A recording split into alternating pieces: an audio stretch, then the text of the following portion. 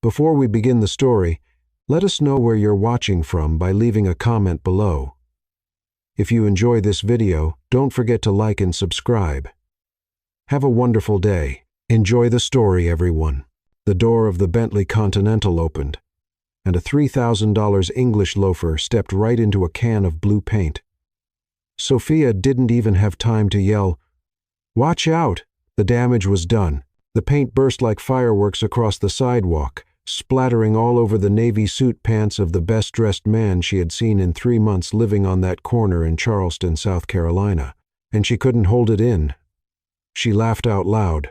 The kind of laugh that escapes when you know you've just witnessed something that's either going to turn into a great story or a lawsuit.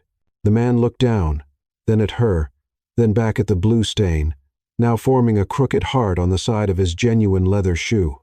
"Seriously?" he muttered, more to himself than to her. Sophia bit her lip, trying to pull herself together, but it was too late. The laugh had already escaped, and now she had to deal with the consequences. "Sorry," she said, wiping her hands on her paint-stained apron. "But technically, you stepped on my paint, so shared blame." He raised an eyebrow. His expression was a mix of disbelief and something Sophia couldn't quite name. Curiosity, maybe, or quiet anger. "Shared blame," he repeated, his voice deep and controlled, as if he were testing the words before deciding if they made sense. "Yeah, 50 over 50. I left the can on the ground. You decided to use it as a doormat. Technically, that's mutual vandalism." The driver got out of the car, looking worried, but the man raised a hand, clearly meaning, "I'll handle this." That's when Sophia really looked at him, dark hair slicked back, a jawline that looked like it had been carved by someone obsessed with symmetry, eyes the color of black coffee, sharp, steady, the kind that made you feel seen and analyzed in 3 seconds flat. He was handsome, annoyingly handsome, and clearly used to getting what he wanted. "Are you trying to sell these?" he asked, pointing to the small street cart where Sophia displayed her paintings against a brick wall. There were 6 of them, all hand-painted, all signed with the initials S.L. in the bottom corner. Sophia crossed her arms. "Depends. Are you trying to buy one or just changing the subject so you don't have to admit you ruined my paint?" He didn't answer. He just walked up to the paintings, ignoring the blue stain spreading up his pant leg. Then he stopped, in front of the only painting Sophia had never managed to sell, the estate. It was a large canvas painted in shades of gray and aged gold. It showed an old colonial-style house with arched windows, a front yard overgrown with wisteria, and a stone fountain in the center. There was something melancholic about it, like the house was waiting for someone who would never return. "Where did you see this?" His voice was different now, lower, more personal. "I'm sorry?" Sophia asked. "This estate. Where did you see it?" She hesitated, not because she didn't know, but because no one had ever asked before. Most people just said something generic like, "That's beautiful," and walked away. "In my head," she said with a shrug, "I paint what I see in dreams or nightmares. Haven't decided which this one is yet." He stared at her for a long moment. The kind of silence that makes time slow down. Sophia felt something strange in her stomach. Not hunger, though. She hadn't eaten since breakfast. It was something else. Recognition? Maybe. "How much?" he asked, breaking the moment. "How much?" "What? The painting?" Sophia blinked, surprised. "You're serious?" "I never say anything I don't mean." Of course not, she thought. He probably was born with his arms crossed in that serious face. $400, she said, half expecting him to laugh. He didn't. He simply took out his wallet, counted $400 bills as if they were coupons, and handed them to her. Sophia stared at the money, suspicious. "You didn't even ask if I take cards, do you?" "No." "Then I did the right thing." She took the cash slowly, still unsure. "Okay, now I have to ask. Are you some kind of eccentric philanthropist or just someone with too much money who likes to spend it on random people on the street?" He almost smiled. "Almost." "Neither," I just recognize value when I see it." "Oh, really?" Sophia tilted her head, studying him. "And what exactly did you see in that painting, Miss Ellis?" "Nathaniel Ellis." The name hit like a silent bomb. Sophia didn't react. At least, not on the outside. But inside, something clicked. Ellis. She'd heard that name before. "Let me guess," she said, folding her arms again. "You own that fancy restaurant behind me, right? The Azalea House." "No, but I do have a reservation there in 10 minutes. "Oh, I see. So, you bought my painting as a good deed before dinner, like clearing your conscience." He looked at her again with that piercing gaze.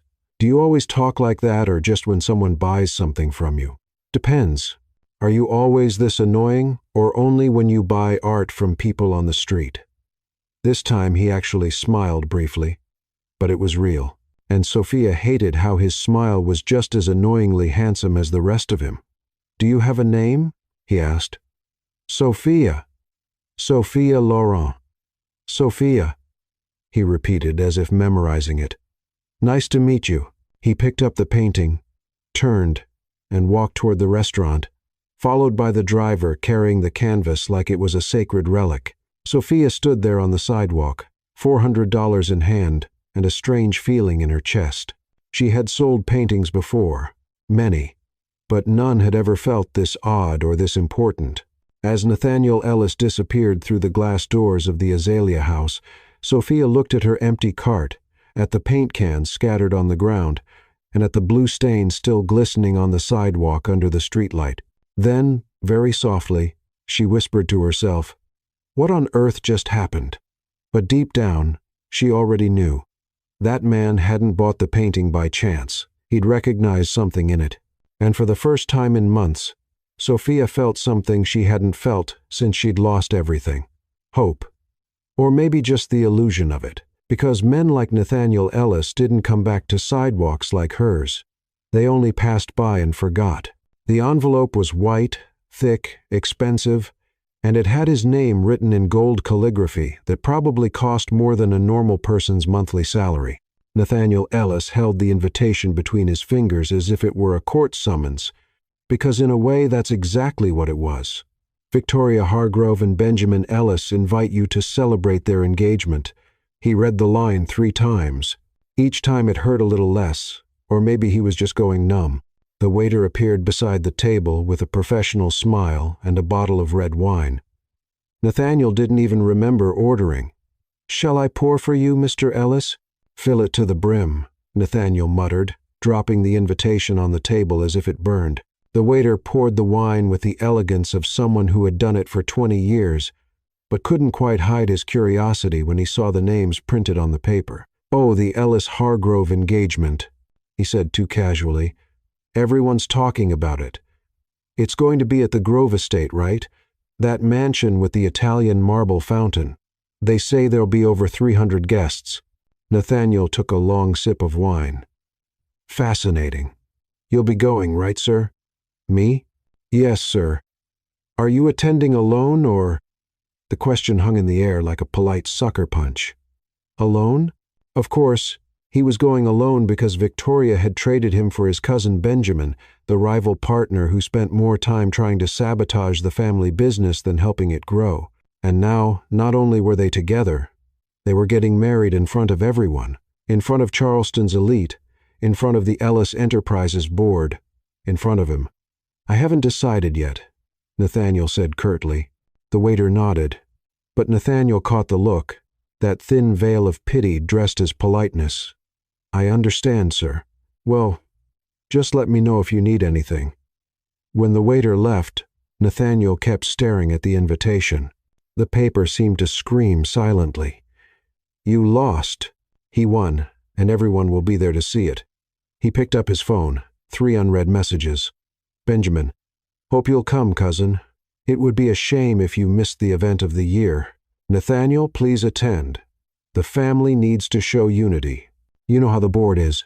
I know it's awkward, but it would mean a lot to me if you came. After all, we're still friends, right?" Friends. He almost threw the phone at the wall. But then somewhere deep inside, An annoying little voice whispered, "If you don't show up, they win. If you show up alone, they win. But if you show up with someone." Nathaniel paused, looked at the invitation, looked at the wine, and then, without thinking, which was unusual for him, he pushed back his chair and left the restaurant. The sidewalk was darker now. The streetlights flickered weakly, and the cool October wind carried the smell of coming rain. Sophia was still there, putting the last paint cans into a dented cardboard box. The makeshift cart was already folded, and she was wearing an oversized hoodie with a faded band logo Nathaniel didn't recognize. She saw him before he said anything. "Did you forget something?" she asked, still organizing her things. "Because if you're here to complain about the stain on your shoe, I can offer you a discount on your next purchase. I have a proposal for you." Sophia stopped, turned slowly, raising one eyebrow. "Okay, that sounds extremely suspicious, like this is going to go wrong level of suspicious." Nathaniel crossed his arms. "It's nothing illegal." "Oh, great start. Very reassuring." He took a deep breath. This was ridiculous. He knew it was ridiculous, but the image of Benjamin and Victoria, smiling at the altar while he sat alone in the back row, was worse than any temporary embarrassment. "I need someone to go with me to an event," he said plainly. Sophia blinked. "Like an actual event with fancy people and expensive champagne?" "Exactly. And you're asking me this because what? You ran out of options on dating apps?" "Because you have nothing to lose," Nathaniel replied bluntly. "And I need someone completely disconnected from my world." She stared at him for a long moment. Then slowly she started to laugh. Not a polite laugh, a genuine one. The kind that bends you over. "Are you serious?" she managed between laughs. "Where exactly do you want to take me?" "To my ex-fiancé's engagement party." The laughter stopped. "Oh, with my cousin." "Oh, and I need someone by my side so I don't look like a total loser." Sophia was silent for a few seconds. Then she tilted her head, eyes glinting with something between amusement and disbelief. "So, you want me to be your what? Fake girlfriend, last minute plus one social shield." "Social experiment," Nathaniel corrected. "Oh, sure, totally different." He sighed. "Look, I know it sounds strange." "Strange?" she interrupted. "This goes way past strange, straight into bad movie plot, but like the kind I'd totally watch anyway." Nathaniel almost smiled. "So, do you accept?" Sophia crossed her arms, studying him. The wind messed up her dark hair, and Nathaniel realized she was unlike anyone he'd ever met. Not because she was poor, not because she was an artist, but because she didn't pretend. "How much are you paying?" she asked practically. $1,500.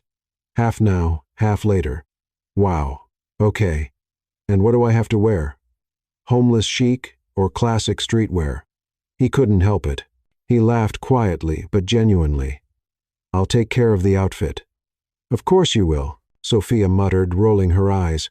"And let me guess, you'll also want to teach me how to walk, talk, and breathe properly, right?" "If necessary." She let out a long, dramatic sigh.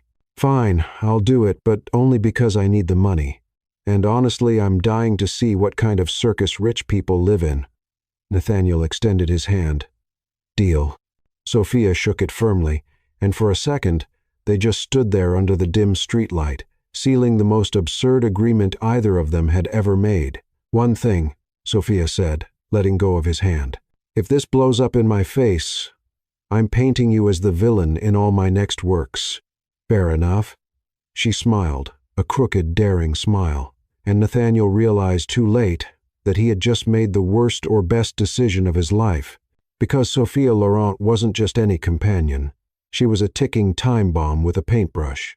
Sophia thought taking care of the outfit meant going to a store, picking out a dress, and that's it. She didn't expect to be dragged into a mansion that looked straight out of a Downton Abbey episode with an actual butler at the door and a crystal chandelier worth more than everything she'd ever owned. "You live here?" she asked, looking around while Nathaniel closed the door behind them. "Technically, yes," he replied, taking off his jacket and tossing it onto an upholstered chair that was probably an antique. but I spend most of my time at the office. Of course, because this place must be so uncomfortable, Sophia said sarcastically, running a finger across a side table that shone like a mirror. Poor you. He ignored the comment. We have 48 hours, he said, turning to her with that CEO stance that probably scared board members. The event, Saturday night. Today's Thursday. So, let's get started. Sophia blinked. Get started? On what exactly? Your training? She let out an incredulous laugh. My training, man. I'm not a dog, and you're not the dog whisperer. Nathaniel crossed his arms. Do you know how to behave at a charity gala? I know how to behave anywhere. Just don't spit on the floor or swear at anyone, right? That's not exactly how it works. Then explain it to me, Professor. He took a deep breath like he was preparing for battle. First, posture. You need to stand tall, shoulders back, chin slightly up, as if you belong there. Sophia tried. She straightened her back, lifted her chin, and ended up looking like a stiff flamingo. Like this? She asked, trying not to laugh. Nathaniel closed his eyes for a second. No. You look like you swallowed a coat hanger. Great feedback. Very helpful. He stepped closer, adjusting her shoulders with his hands. The touch was quick, professional. But Sophia felt it. Relax, he said, his voice lower now. You don't have to force it. Just trust. She looked at him. Up close, his eyes had tiny golden flecks she hadn't noticed before. Trust, she repeated, her voice rougher than she meant. Like trust that you won't let me embarrass myself. Exactly. For a moment, neither of them moved. Then Sophia stepped back, breaking the moment. All right, what's the next lesson? The etiquette lesson took place in the dining room. Nathaniel set crystal glasses, silver cutlery, and porcelain plates on the table like he was building a minefield. Salad fork, appetizer fork, main course fork, he explained, pointing to each one. Butter knife, steak knife, dessert spoon. Sophia raised her hand. Question. Go ahead. Why on earth does anyone need 3 forks? Doesn't the food go in your mouth the same way with any of them? Nathaniel sighed. It's about etiquette, tradition, respect. It's about making life harder for no reason. Sophia corrected, grabbing the salad fork and pretending it was a microphone. Attention, ladies and gentlemen. And today we'll be using fork number 3 because we're fancy. He almost smiled. Almost. You need to take this seriously. I am taking it seriously. Seriously, ridiculous. Nathaniel leaned across the table, his eyes locked on hers. Sophia, these people will judge you for everything. The way you hold a glass, the way you cut your steak. If you take one wrong step, they'll tear you apart. His tone changed, and Sophia realized this wasn't just about manners. It was about survival. Okay, she said, more serious now. I get it. Teach me. I'll try to take it seriously this time. He nodded. And for the first time since they'd met, Sophia saw something in his eyes that looked like gratitude. The dance lesson was where things went off track. Nathaniel turned on some classical music. Something instrumental, elegant, the kind that plays at rich people's weddings. Basic waltz, he said, holding out his hand. I lead, you follow. Sophia looked at his hand like it was a trap. I don't know how to waltz. That's why we're practicing. She sighed and placed her hand in his. His other hand rested on her waist, firm but respectful. Suddenly, the space between them felt too small. 1, 2, 3, 1, 2, 3, he counted, guiding her across the floor. Sophia stepped on his foot. Oops. It's fine. Try again. She stepped on him again, this time on purpose. Sophia. Sorry. Just a system bug. Rebooting. He stopped dancing and stared at her. You're doing it on purpose. Maybe, she said with a grin. Or maybe I'm just terrible at this. You're not terrible. You're just not trying. And why should I? Sophia shot back, her voice sharper than she meant to pretend I'm someone else. To fit the mold of your ex. Nathaniel went silent, and Sophia realized too late that she'd hit the target. "Every little thing you teach me," she continued softer now. "Every do this, every don't do that. It's about her, isn't it? About what she would have done, about who she was." He let go of her waist. "That's not what this is about." "Then what is it about?" "It's about not letting them win," Nathaniel said tightly. "About showing them I don't need them, that I can move on." Sophia looked into his eyes, and for the first time, she saw something beyond the composed CEO. She saw pain. "All right," she said gently. "I'll try. For real this time," he nodded. And when they started dancing again, Sophia didn't step on his foot anymore. This time, she let him lead. And when the music ended, neither of them let go right away because something had changed, and they both knew it. That night, while Sophia slept in the guest room, Nathaniel stayed awake in the library, staring at the framed photo on his desk. Victoria smiling, perfect blonde hair, flawless white dress. He put the photo in the drawer, and for the first time in months, he felt nothing as he did it. The next morning, a huge box arrived at the mansion. Sophia came down the stairs in a hoodie, hair messy, and found Nathaniel standing next to the box, as if it were about to explode. "What's this?" she asked. He looked at her, then slowly opened the lid. Inside, wrapped in white tissue paper, was the most beautiful dress Sophia had ever seen, and attached to it a note. "Wear this and don't be yourself." Sophia read the note 3 times, then as gently as possible crumpled it and tossed it in the trash. "Don't be yourself," she muttered, pulling the dress from the box. "Who wrote this?" "Cinderella's stepmother." Nathaniel appeared in the doorway, already dressed in a perfect black tuxedo, hair slicked back and that posture that screamed, "board meeting, not engagement party." "It wasn't my idea," he said a little too quickly. "Oh no, then whose?" "My mother's." Sophia froze, looked at him, then at the dress, then back at him. "Your mother sent me a note telling me not to be myself." "She meant be the best version of yourself. That's not what she wrote." "I know." Sophia sighed, held the dress against her body, and turned to the mirror. It was beautiful, simple, yet elegant. A emerald green dress down to her ankles with a modest neckline and short sleeves. Nothing flashy, nothing that shouted, "Look at me." Exactly the kind of thing someone would wear to blend in. "I'll wear it," Sophia said firmly. "But not because of the note, and not because your mother said so." Nathaniel waited. "I'll wear it because, honestly, it's gorgeous, and I deserve to wear something beautiful at least once in my life." He smiled. Really smiled this time. "You do." The limousine glided through the streets of Charleston like a silent ship cutting calm waters. Sophia sat beside Nathaniel, her hands sweaty around the small borrowed clutch she was pretty sure cost more than her kidney. Her hair was tied in a low bun, not fancy, but neat.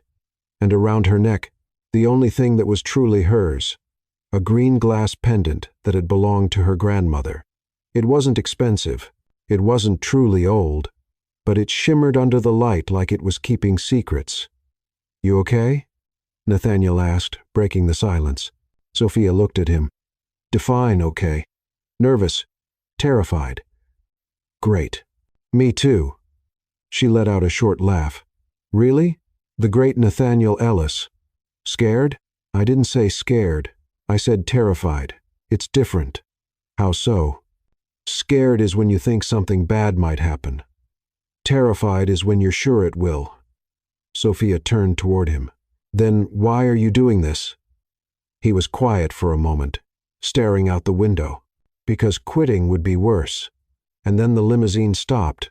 The Grove Mansion was everything Sophia had imagined a movie mansion would be, only bigger and more intimidating. White columns gleamed under perfectly placed spotlights.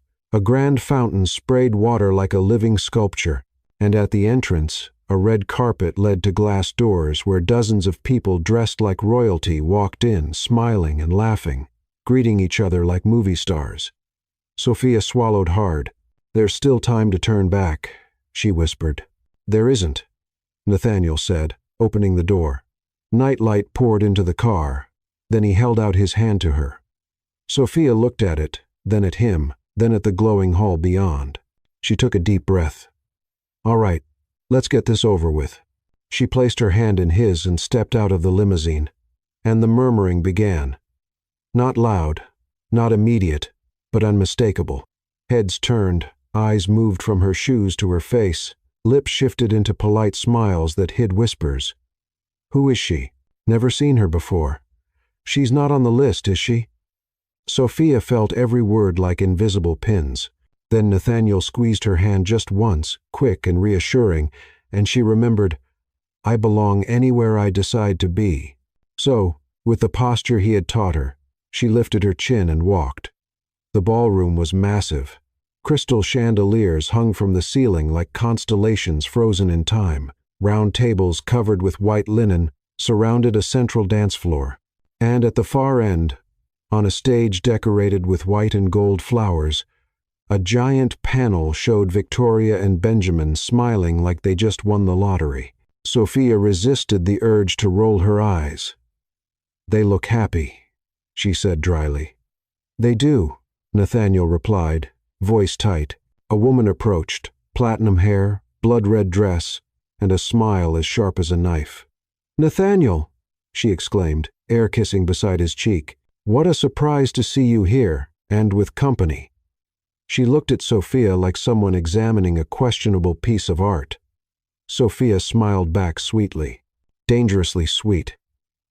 "Hi, sweetheart. Nice to meet you. I love your jewelry. It's vintage, right?"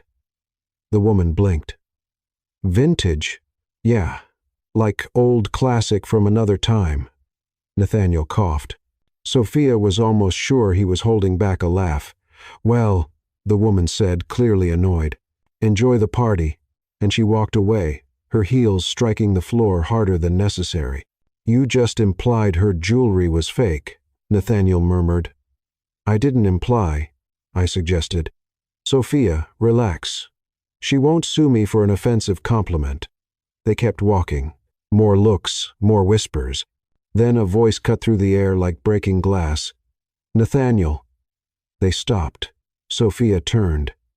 And there she was, Victoria Hargrove, blonde hair styled in perfect waves, a white dress with gold details, flawless makeup, a smile straight out of a toothpaste commercial. But her eyes had venom. "I'm so glad you came," Victoria said, her voice soft but loaded. "And you brought someone." She looked Sophia up and down, slowly, calculating. Sophia held her gaze. "Hi," she said, extending her hand. "Sophia Laurent. Nice to meet you." Victoria shook her hand with her fingertips as if touching something contaminated. "Unique charm," she said, letting go quickly. "How do you know Nathaniel?" "From the sidewalk," Sophia replied with a smile. Victoria blinked.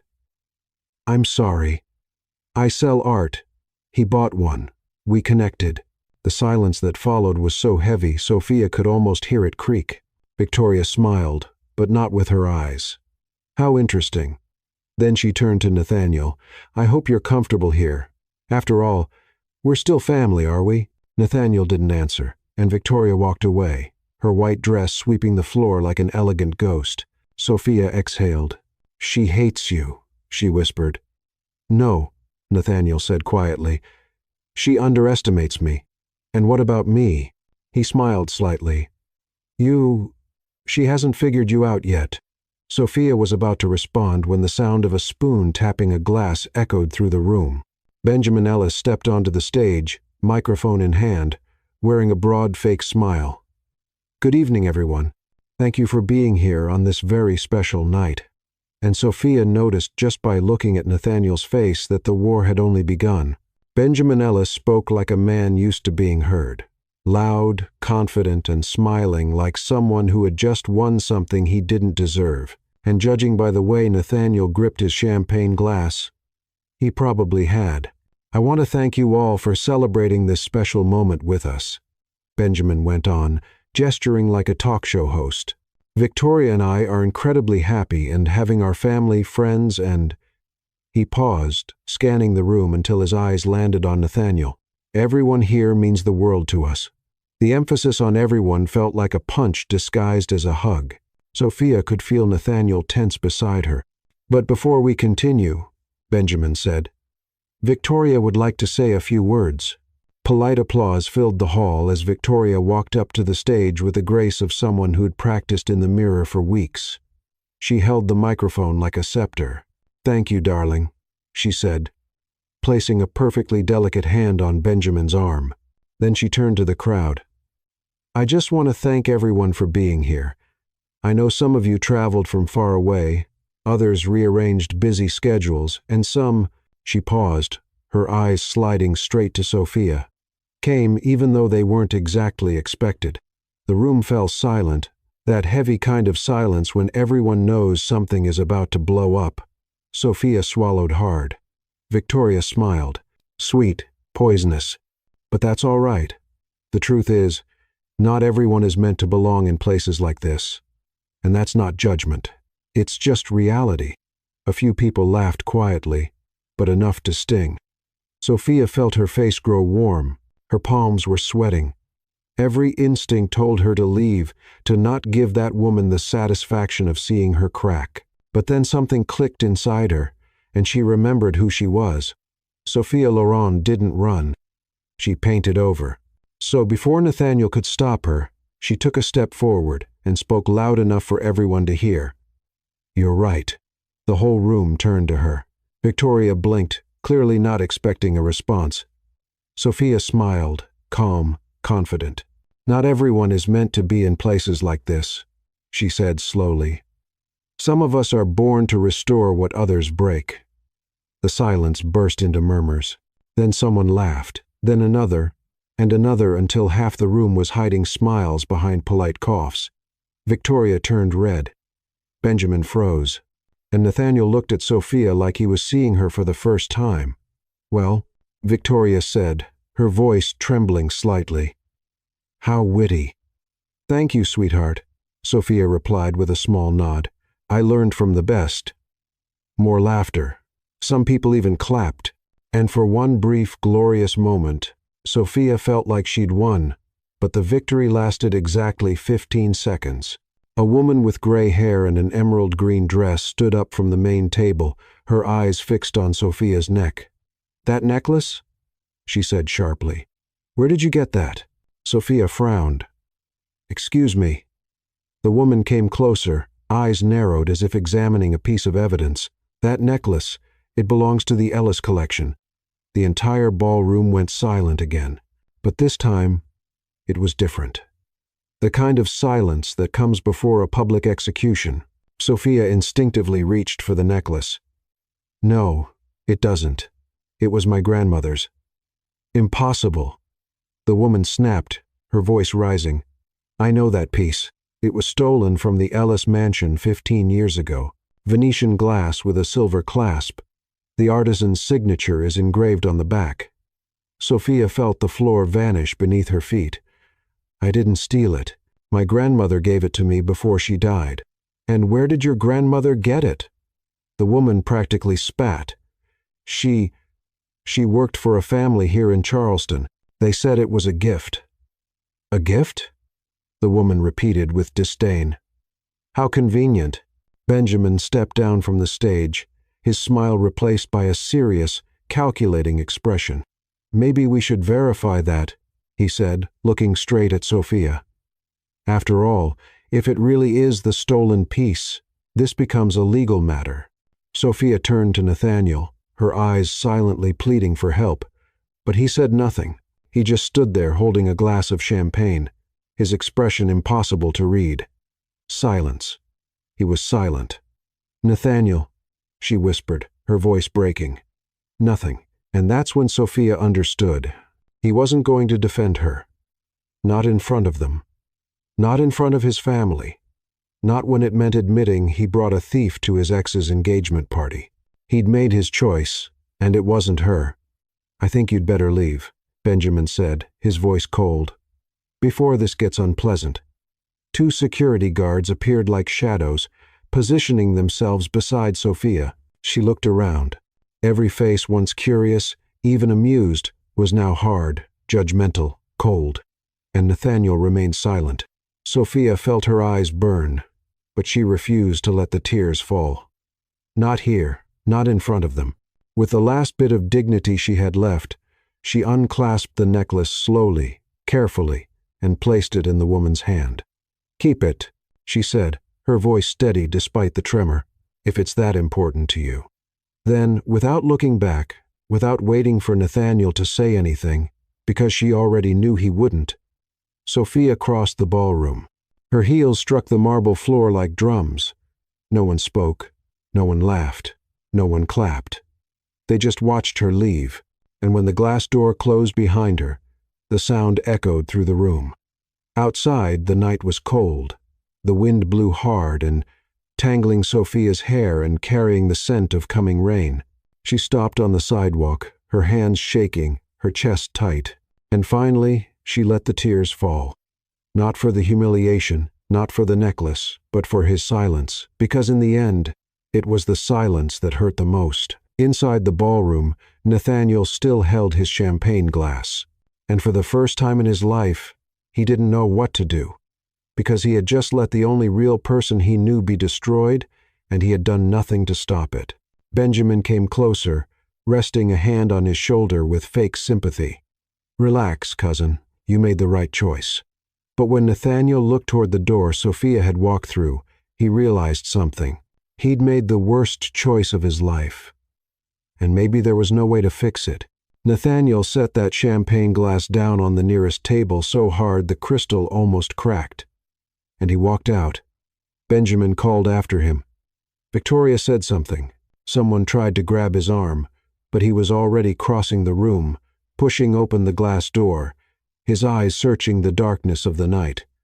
And then he saw her. Sophia stood on the sidewalk, arms crossed, her body trembling, not from the cold, but from something much worse. Anger, pain, disappointment. "Sophia," he called, his voice rougher than he intended. She didn't turn.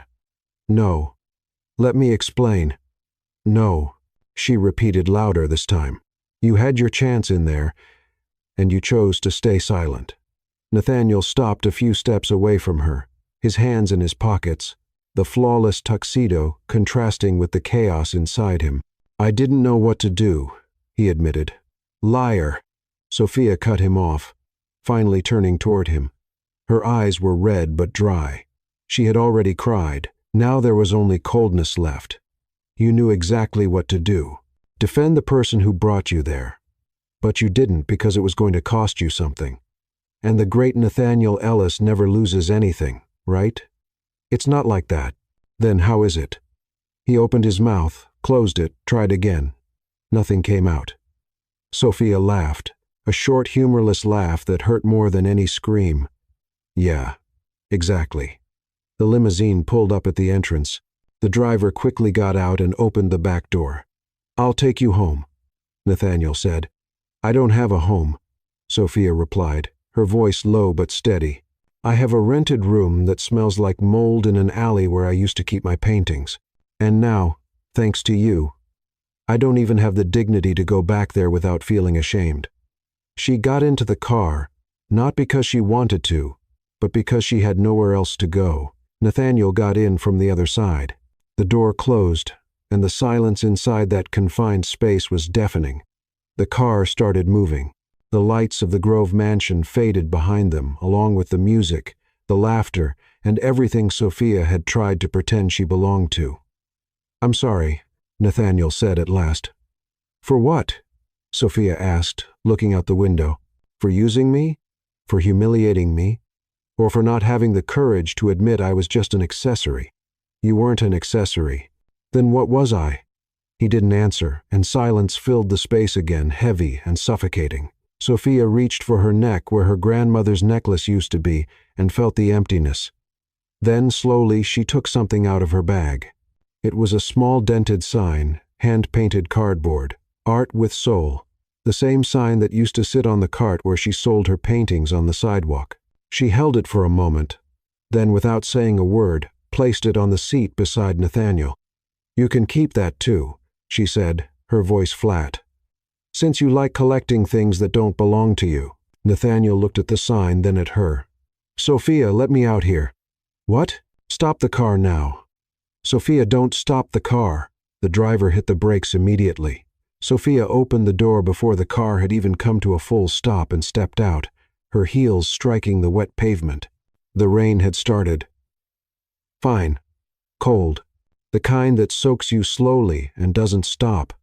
Nathaniel got out too, but she was already walking away. Where are you going? None of your business, she shouted without turning around. He took 2 steps toward her, stopped. Pride and guilt were waging war inside him, and neither was winning. Then, for the second time that night, Nathaniel Ellis did nothing. He just watched her disappear around the corner, swallowed by the night and the rain. Sophia went back to the alley. It was a narrow space between 2 old buildings, where she kept her paintings in a wooden crate covered with a plastic tarp. It wasn't safe. It wasn't ideal, but it was what she had. Or rather, it had been what she had, because when she turned the corner and saw the scene, her knees almost gave out. The paintings were on the ground, torn, soaked, destroyed. Blue paint, so vivid it almost looked alive, was splattered across the canvases like scars. Some had footprints on them, others were burned around the edges, and in the middle of it all, written on the brick wall in black paint, "Go back to your place." Sophia stood still, staring at the wreckage.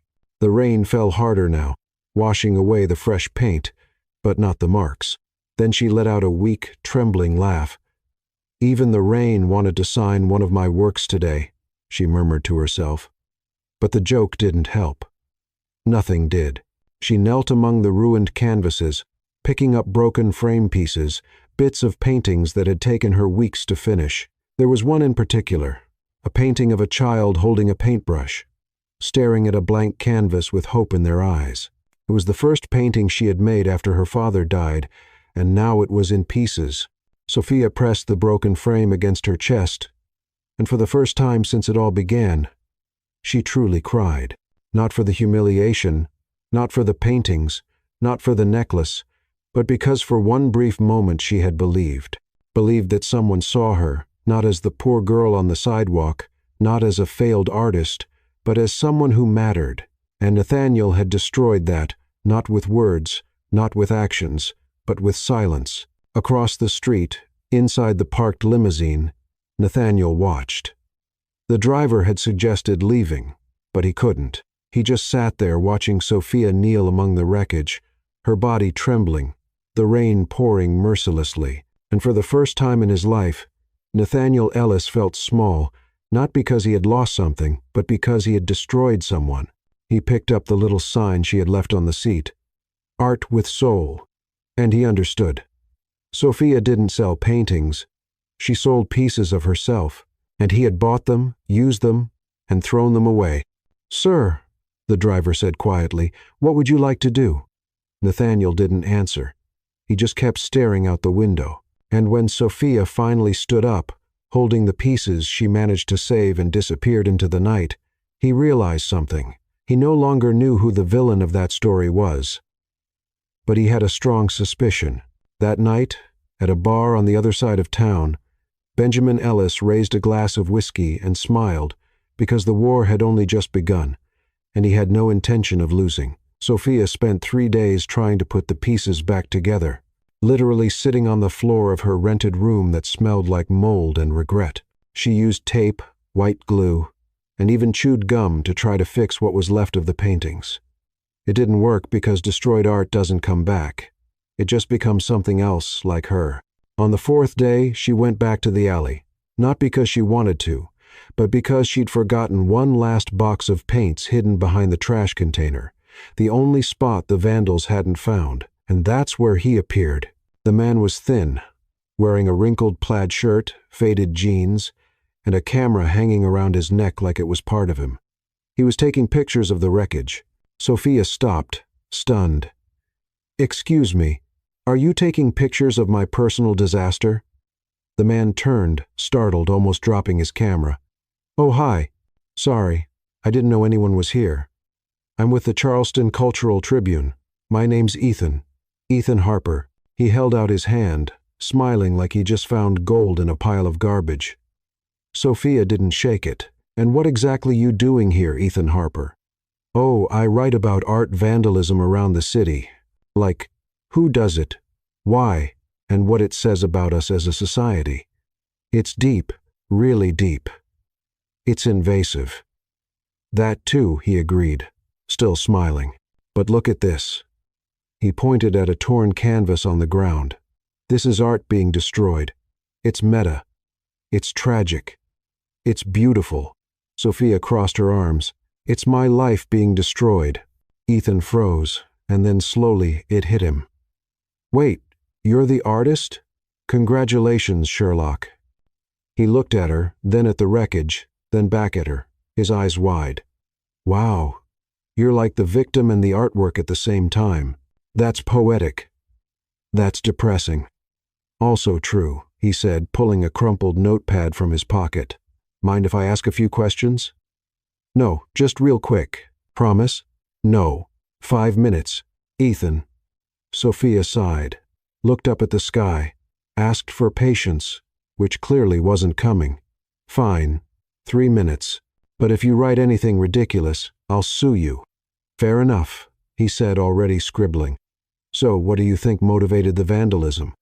Sophia shrugged. "Jealousy? Random hate? Maybe someone who just doesn't like art. Or maybe someone who doesn't like you," Ethan suggested, raising an eyebrow. Sophia paused because he was right. "Yeah," she murmured. "Maybe." Ethan crouched, examining a piece of broken frame. Then he froze. Wait, what?" He turned the frame around, showing her. In the corner, almost faded, was a signature carved into the wood. H. Laurent. Sophia felt her stomach drop. "That's your father's name, isn't it?" Ethan asked, his eyes glowing with that annoying reporter's curiosity. "It was," Sophia said quietly. "He died 5 years ago." Ethan was silent for a moment, then carefully he asked, "Henry Laurent?" Sophia looked up surprised. "How do you know?" "Because I've heard that name before." Then, without another word, Ethan opened the backpack he was carrying and pulled out an old folder stuffed with yellowed newspaper clippings and faded photos. He spread everything out on the ground like a detective setting up a crime scene. "Your father was an art restorer, right?" "He was," Sophia confirmed, kneeling beside him. "He worked for wealthy families here in Charleston, restored old paintings, furniture, even sculptures. And he was fired unfairly." Sophia froze. "How do you know that?" Ethan pointed to one of the clippings. The headline read, "Restorer accused of stealing artwork from Ellis Mansion." Sophia grabbed the paper, her hands trembling. That was a lie. My father never stole anything." "I know," Ethan said, his voice serious now, "because I wrote a story about it 3 years ago, investigating fraud among elite families, and the name Ellis came up more than once." He picked up another clipping. This one showed a photo of Benjamin Ellis at a charity gala, smiling beside an old painting. Benjamin Ellis has a history of, let's say, acquiring art in questionable ways. He accuses someone of theft. The person gets fired, and then, like magic, the piece shows up in his private collection. Sophia felt anger rise inside her like lava. "You're saying he set up my father?" "I'm not just saying it," Ethan replied. "I can prove it. Look at this." He showed her a document, a contract signed by Benjamin Ellis and an art appraiser named Robert Hale, the same man who had verified the theft back then. And in the corner, a handwritten note, "Laurent can't know. Close the deal before inventory." Sophia read it, then read it again. And suddenly everything made sense. Benjamin hadn't just destroyed her father's career, he had stolen from him and framed him for it. "My father died thinking he was a thief," Sophia whispered, her voice breaking. "He died ashamed. Guilty." Ethan gently placed a hand on her shoulder. "I'm sorry." Sophia took a deep breath. The tears burned behind her eyes, but she didn't let them fall. "Not yet." "Great," she said, letting out a bitter laugh. So now I'm famous by accident and for artistic vandalism." Ethan gave her a crooked smile. "Something like that." Sophia looked at the clippings, the documents, her father's name engraved on the frame, and something inside her shifted. It wasn't about her anymore. It wasn't about Nathaniel. It wasn't even about the necklace. It was about justice. "Ethan," she said, turning to him with a determination she hadn't felt in years. "Can you help me?" "Depends," he replied, tucking the papers away. "Help with what?" "Destroying Benjamin Ellis." Ethan blinked, then smiled. "Now you're speaking my language." He held out his hand. Sophia shook it, and as they walked out of the alley, leaving the wreckage behind, one thing was clear. Sophia Laurent was no longer the girl on the sidewalk just trying to survive. She was a woman on a mission, and Benjamin Ellis had no idea what was coming for him. That same night, in a mansion across town, Nathaniel unlocked a drawer in his office. Inside was a folder labeled Henry Laurent, and for the first time, he began to read. The first page of Henry Laurent's file had a photo, a middle-aged man, gray-haired, with a tired but genuine smile, holding a paintbrush in front of an old canvas. His eyes were exactly like Sophia's, and Nathaniel felt like he'd been punched in the stomach because he knew that man. Not personally, but he'd heard the name. He'd seen the reports, he'd signed the termination papers. 15 years earlier, when he was just a vice president trying to prove himself, Benjamin had brought him evidence that Henry Laurent was stealing artwork from the Ellis estate, and Nathaniel had believed it without question, without investigation. He had simply believed. Now, as he read through the documents, the forged contracts, the paid testimonies, the impossible dates, he understood Benjamin had set the whole thing up, and Nathaniel had helped destroy an innocent man. And 15 years later, he had destroyed that man's daughter too. He drove to the address the driver had written down, the place where Sophia lived. It was a 3-story building with peeling paint and a rusty metal staircase that groaned with every step. Nathaniel climbed to apartment 2B and knocked on the door. Nothing. He knocked again. Silence. "She's gone," said a voice behind him. Nathaniel turned. An older woman stood in the doorway next door, wearing a floral robe and holding an orange cat that looked like it was judging him. "Miss Laurent?" Nathaniel asked. "That's right. She left early yesterday, took a suitcase, and never came back." "Do you know where she went?" The woman studied him from head to toe. "You're the man with the fancy car?" Nathaniel hesitated. "I am." "Then, no, I don't. And if I did, I wouldn't tell you." She shut the door in his face. He checked the alley. Empty. He tried Azalea House, the restaurant where they met. Nothing. He called the only number he had for her. Disconnected. Sophia was gone, and Nathaniel realized too late that she wasn't running from him. She was protecting herself. When he returned to the alley for the 3rd time, he found it. Caught on a nail in the brick wall, swaying slightly in the breeze, was a folded piece of paper. He took it, opened it. He recognized the handwriting instantly, those crooked but expressive letters that signed her paintings. "Don't keep what you don't understand. Not people, not art." Nathaniel read it 3 times, and then he understood. He had kept Victoria the way someone keeps an expensive piece of art, for status, for image, because everyone expected it, and he had tried to keep Sophia the same way as an experiment, a shield, something he could control. But Sophia wasn't meant to be kept.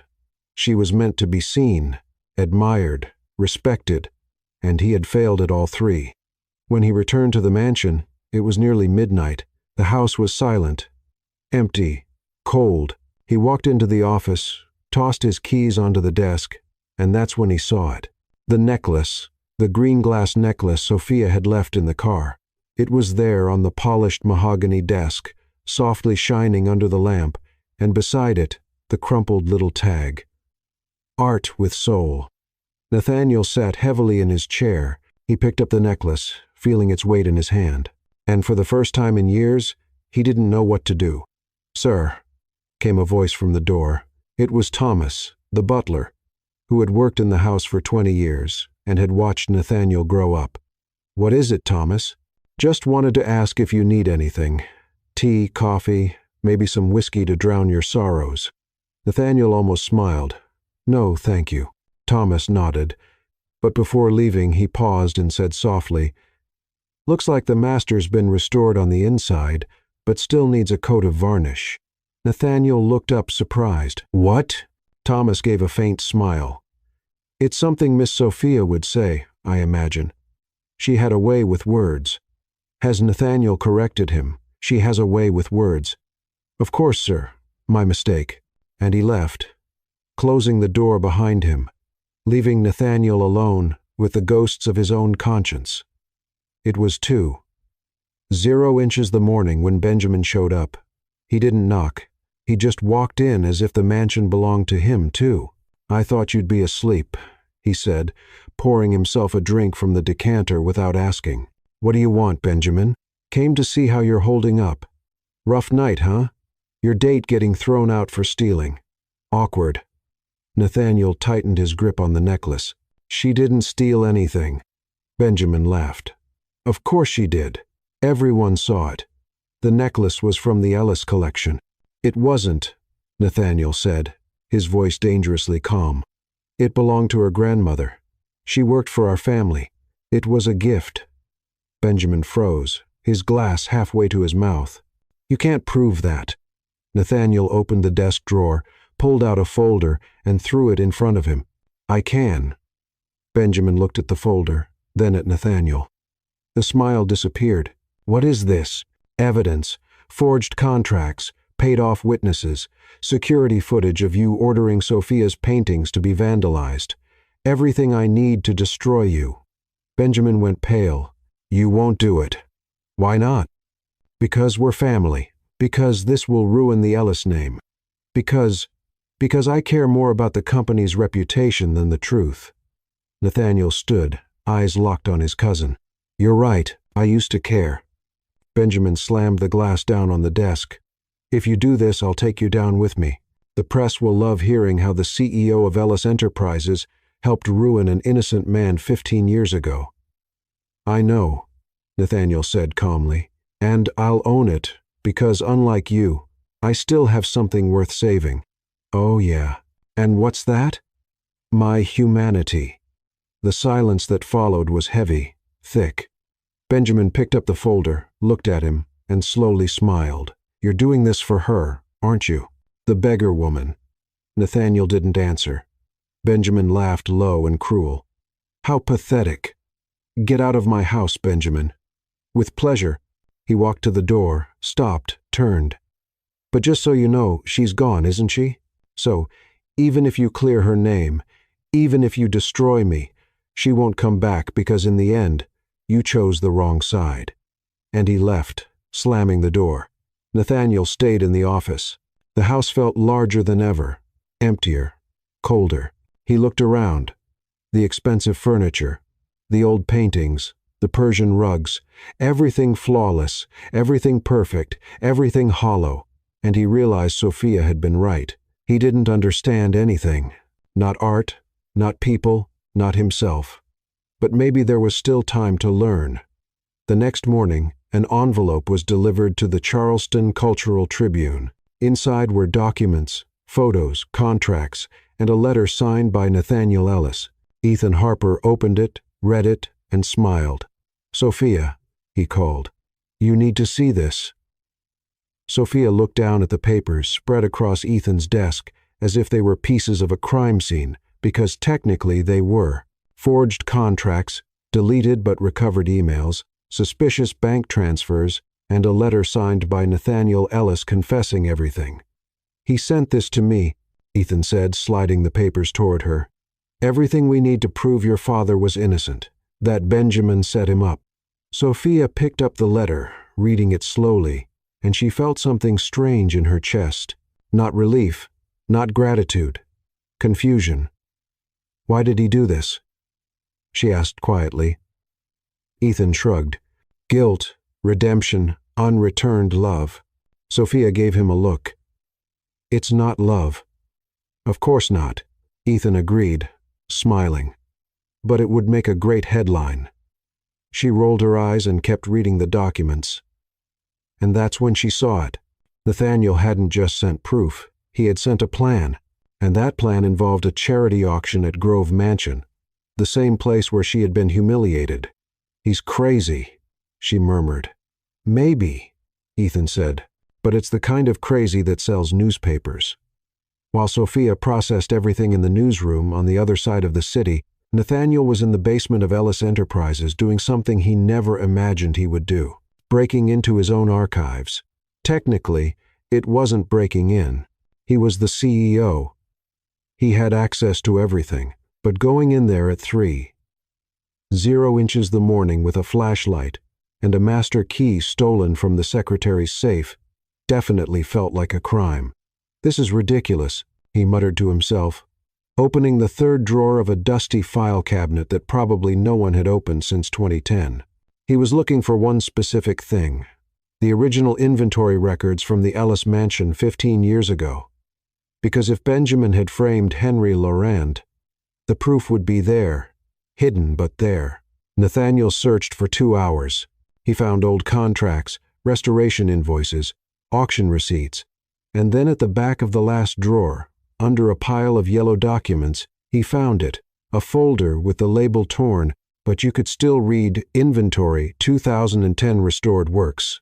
He opened it and froze, because there in black and white was the complete list of works Henry Laurent had restored, and next to each one, the signature of the appraiser responsible, Robert Hale, the same man who had confirmed the theft, and at the bottom, handwritten in a script Nathaniel knew well, "Closed before Laurent notices the diversion. B.W., Benjamin Ellis." Nathaniel felt anger rise like fire because it wasn't just a scheme.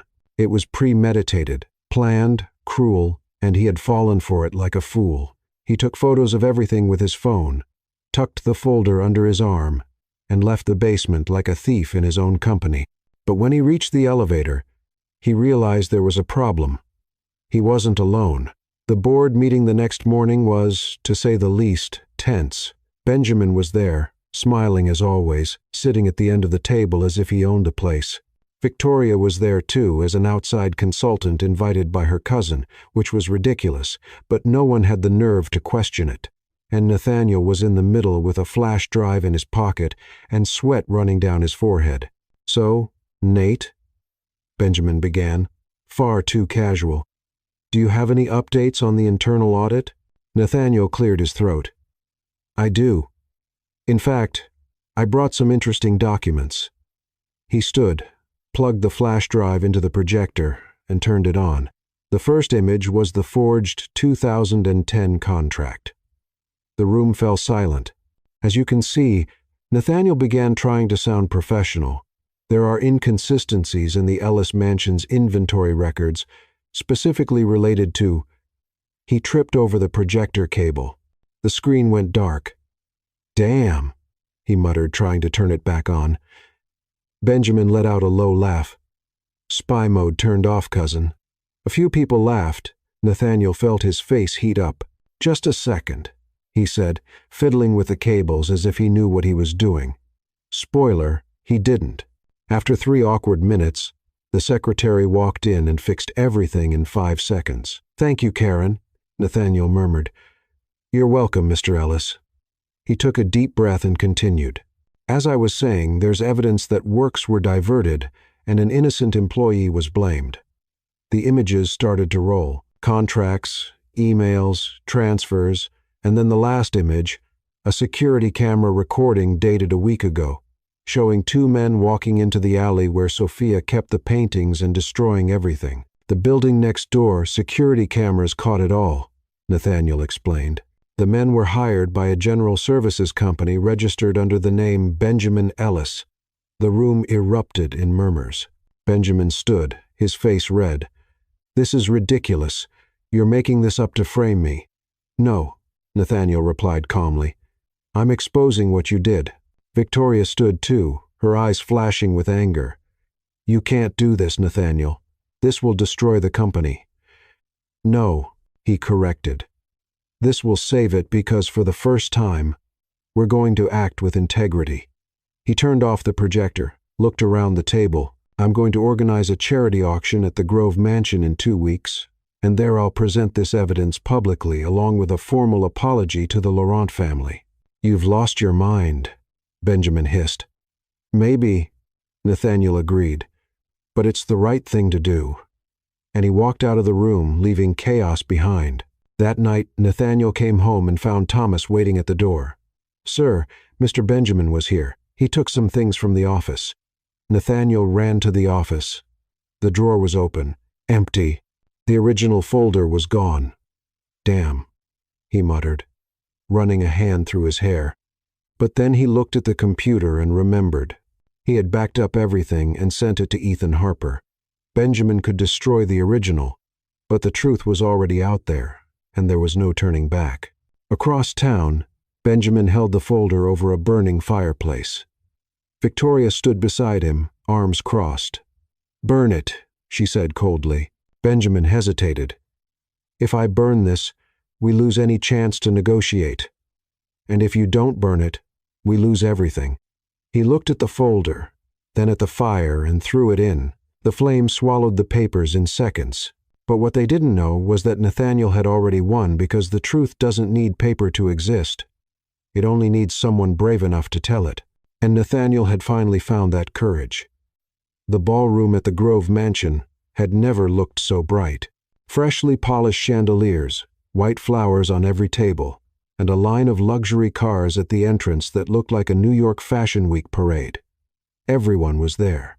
The Charleston elite, the names that mattered, the faces that appeared in magazines, and they had all come for the same reason, to attend the most anticipated charity auction of the year, hosted by Nathaniel Ellis, in the name of restoration and social justice.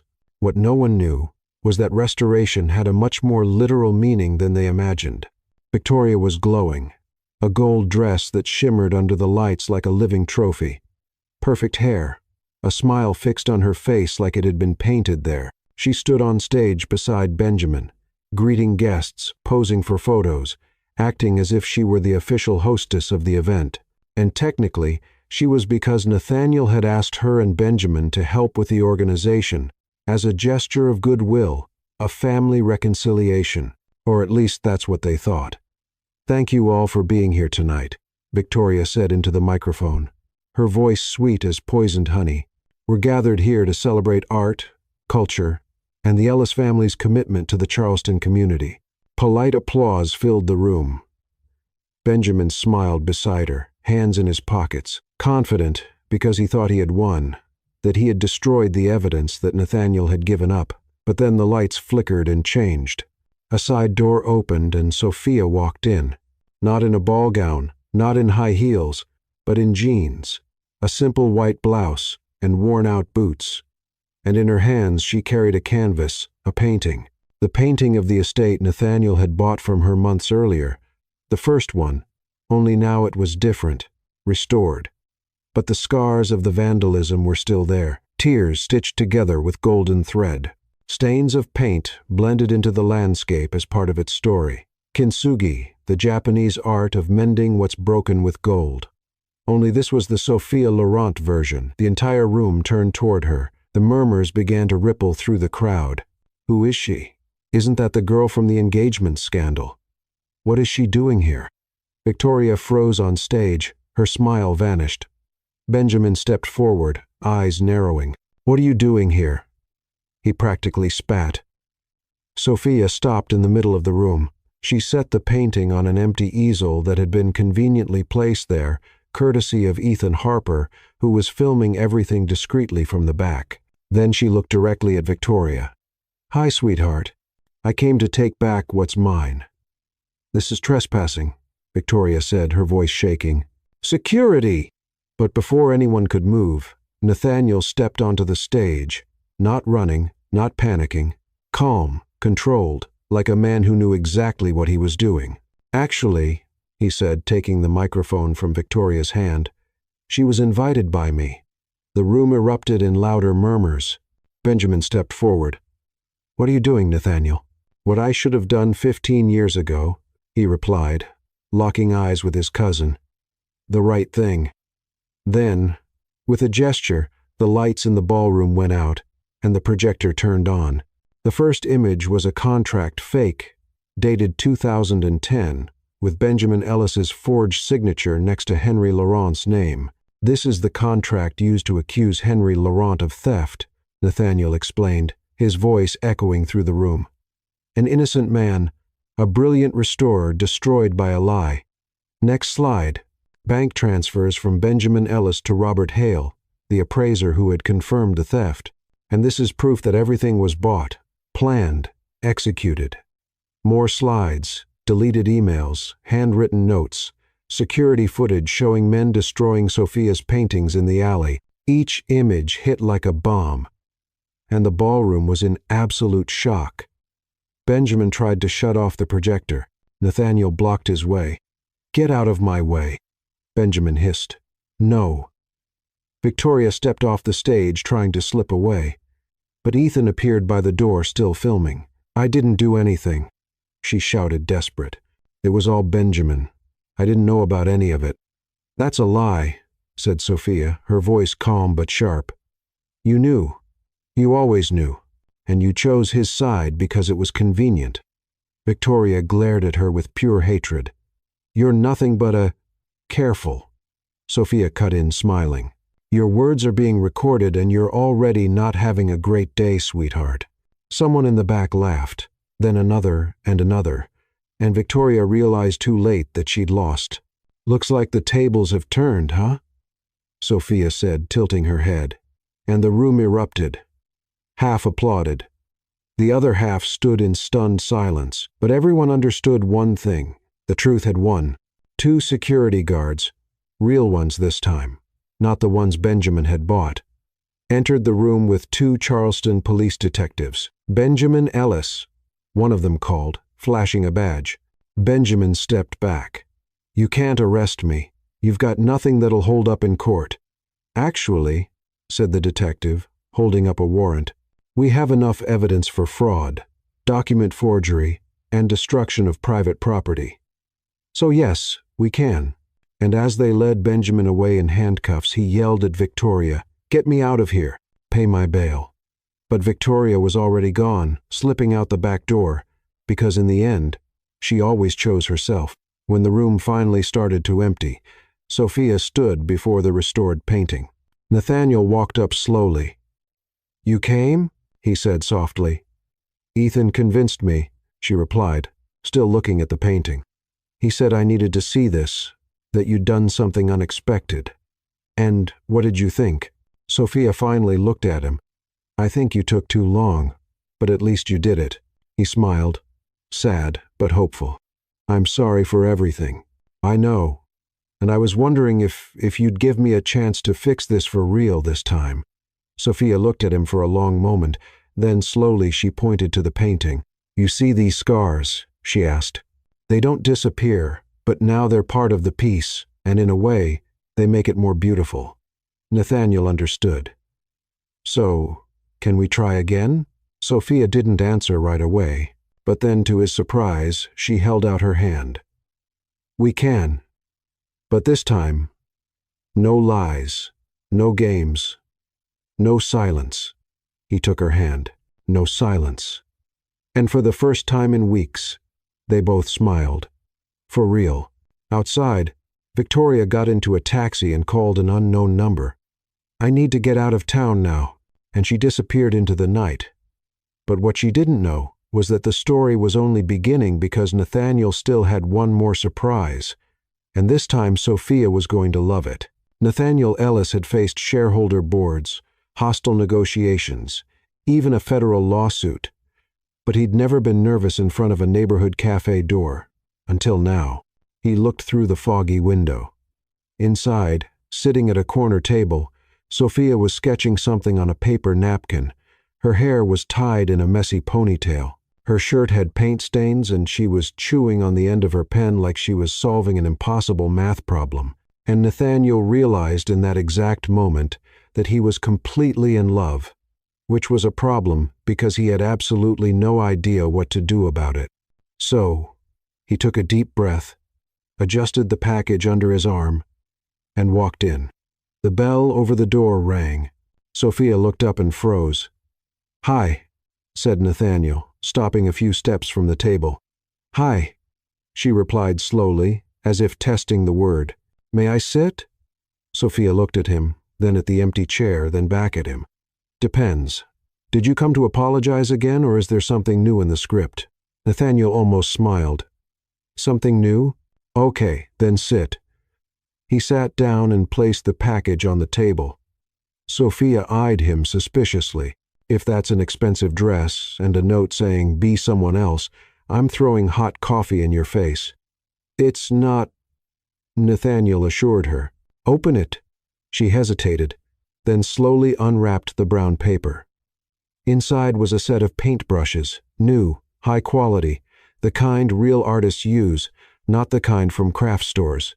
And beside them, a simple wooden frame, empty. Sophia picked it up, turned it over, and saw something carved into the back. For Sophia, who restores what others break. She stayed silent for a long moment. "You carved this?" she asked, her voice softer than she meant. "I tried. It's a little crooked. It's perfect." Nathaniel smiled. A small, genuine smile. "I was going to bring you flowers," he said. "But then I thought, flowers die, and you deserve something that lasts." Sophia held the frame as if it were the most precious thing in the world. "Why are you doing this?" she asked, looking into his eyes. "Because you restored more than a painting," Nathaniel said, his voice steady but soft. "You restored what was left of me." Sophia blinked. Once, twice. Then, to his surprise, she started laughing. Not a mocking laugh, but a nervous one. The kind that slips out when you're not sure whether to cry or hug someone. "Wow," she said, wiping her eyes. "You just used a restoration metaphor in an apology. That's ridiculously corny." "I know, and I kind of loved it." Nathaniel relaxed.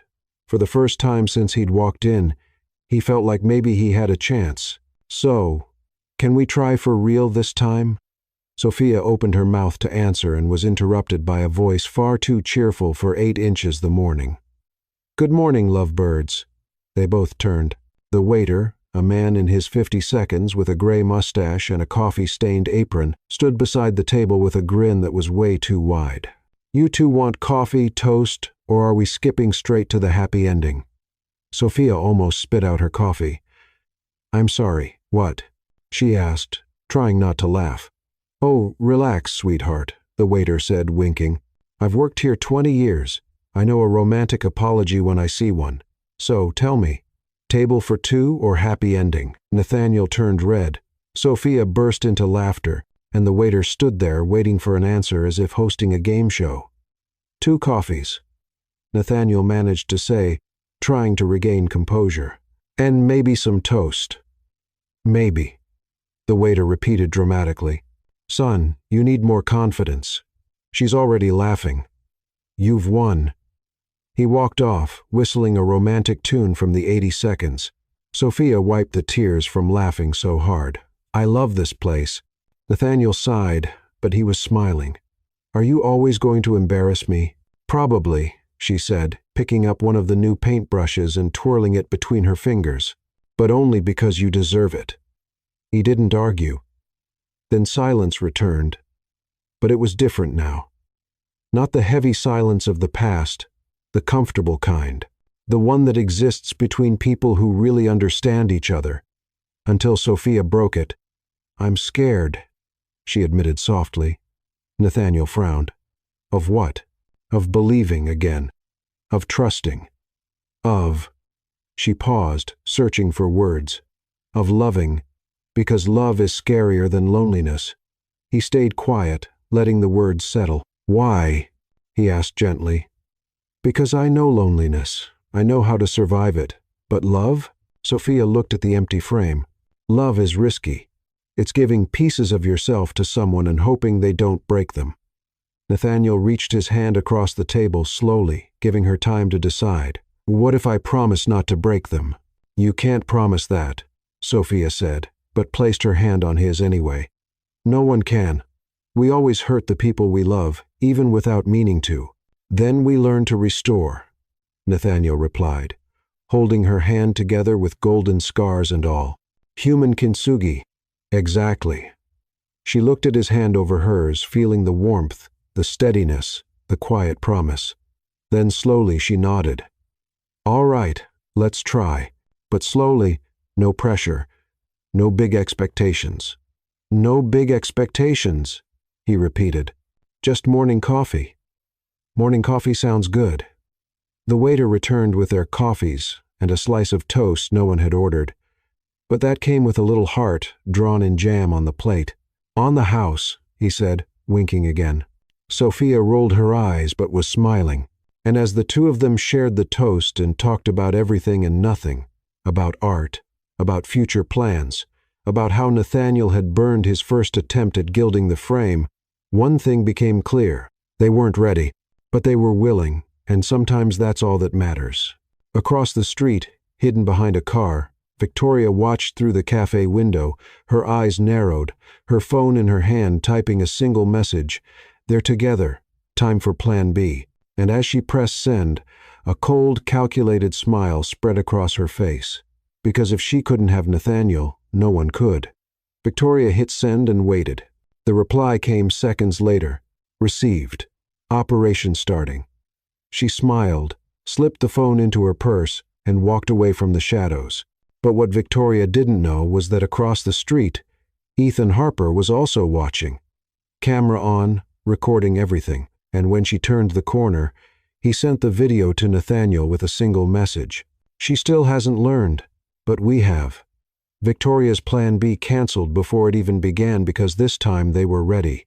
1 year later, the Grove Mansion ballroom was unrecognizable, not because it had changed, but because what was happening inside was completely different. Instead of tables divided by family names and social status, there were round tables decorated with paintings made by children.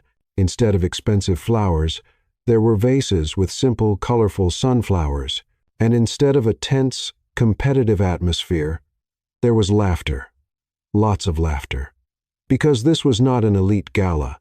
It was the first charity ball of the Laurent Foundation, created by Sophia and Nathaniel to support street artists, independent restorers, and anyone who believed art had no price, only value. And it was full. Sophia stood in the center of the hall talking with a group of teenagers who took part in the foundation's mentoring program. She wore a light pale blue dress that floated as she moved. Her hair was tied with a hand-painted colorful scarf, a gift from one of the kids. She was the same woman from the sidewalk, only now radiant.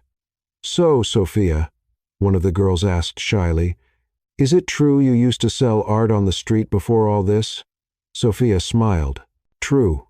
Right there in front of the Azalea House with an old cart and a sign that said, 'Art with Soul.' And Nathaniel bought one of your paintings." "He did. And he stepped in a can of blue paint in the process." The kids laughed. "So now, are you like together?" Sophia looked to the other side of the room where Nathaniel was trying and failing miserably to teach a group of children how to waltz. A 7-year-old girl was literally stepping on his feet with every move. "Sorry, Mr. Ellis," she laughed. "It's okay, Emma," Nathaniel answered, trying not to limp. "You're doing fine. Just try to step on the floor between my feet, not on top of them." "I'm trying." "I know, but my toes are trying to survive too." The whole room laughed. Sophia rolled her eyes, but she was smiling. "Yeah," she said, looking back at the girls. "We're together, and he's terrible at dancing with kids." "But does he love you?" Sophia paused. Then she nodded slowly. "He does in his awkward way, but he does." And the girls sighed as if they were watching a romantic movie. When it was time for the speech, Sophia went up on stage. The room fell silent. Every seat was taken. Artists, families, children, and even some members of Charleston's old elite, who had learned their lesson. Sophia held the microphone. She took a deep breath. "Hi," she began, her voice firmer than she expected. "I'm not good at speeches, so I'll be direct." Low laughter. "A year ago, I was on the sidewalk. No money, no hope, thinking nobody cared about real art, only about expensive art. She paused and looked around, but I was wrong, because real art has no price. It has soul. And you, she pointed to the audience. You proved that. Each of you who came tonight, who donated, who believed, you proved that elegance is not about how much you spend. Sophia lifted her chin, her eyes shining. Elegance is respect, not price. The room exploded into applause. People stood up. Some cried, others smiled. And in the back, the foundation's children began to imitate the dance Nathaniel and Sophia had practiced, purposely stepping on each other's feet and laughing out loud. And Sophia realized that this was the most beautiful moment of her life, not because it was perfect, but because it was real. It was in the middle of the party that she appeared, Victoria. But she wasn't the Victoria from before. There was no gold dress, no flawless makeup, just a simple beige dress and hair pulled back in a basic ponytail. She stood at the entrance, hesitant, as if she didn't know whether to go in. Sophia saw her first and froze. Nathaniel appeared at her side, following her gaze. "Do you want me to ask her to leave?" he asked quietly. Sophia was silent for a moment, then slowly shook her head. "No, let her stay." She crossed the hall toward Victoria. The two stood face to face, saying nothing for a long moment, until Victoria spoke, her voice breaking. "I'm sorry." Sophia did not answer right away. She just looked at her. "Are you sorry, or are you just feeling sorry for yourself?" Victoria lowered her eyes. "Both, probably. At least you're honest." "I lost everything," Victoria went on. "The engagement, my reputation. Benjamin's in jail, and I have no one." Sophia crossed her arms. "And you think I'm going to hug you and say it's okay?" "No," Victoria replied, finally meeting her eyes. "I just wanted you to know that. I understand now what you felt, what you went through." Sophia was quiet. Then, surprisingly, she held out her hand. "You can stay, but if you try anything, I'll paint you as the villain in all my next canvases." Victoria almost smiled. "Fair." And she shook her hand. It wasn't forgiveness, not yet, but it was a start. At the end of the night, when most people had already left, Sophia stood in front of a painting displayed on the main wall. It was her father's work, restored, complete, and beneath it, a small golden plaque read, "Henry Laurent, restorer, artist, father." Now it's truly complete. Nathaniel appeared beside her, silent. "He would be proud," he said softly. Sophia wiped away a tear that had slipped down her cheek. "Art always finds its way back to those who never gave up," she whispered, touching the frame. Then turning to Nathaniel, she smiled. "Thank you for believing, for restoring, for everything." He took her hand. "Thank you for teaching me that some things are worth more than money." "Like what?" "Like you." Sophia rolled her eyes, but laughed. "You're still corny, and you're still perfect." They stood there side by side before the painting, surrounded by works of art created by children who now had hope. And they realized that this was the true masterpiece. Not the painting, not the hall, not the money, but the kind of love that restores, that heals, that turns scars into gold. Outside, under Charleston's starry sky, Thomas the butler watched through the window and smiled. "Looks like the boss finally learned his lesson," he murmured to himself. Then he closed the door, leaving the two of them alone, because some stories don't need witnesses, only happy endings.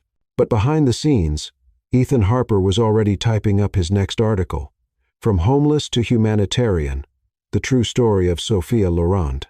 And something told him this story was only just beginning. And that's how the story of Sophia and Nathaniel ends. The woman from the sidewalk who restored not just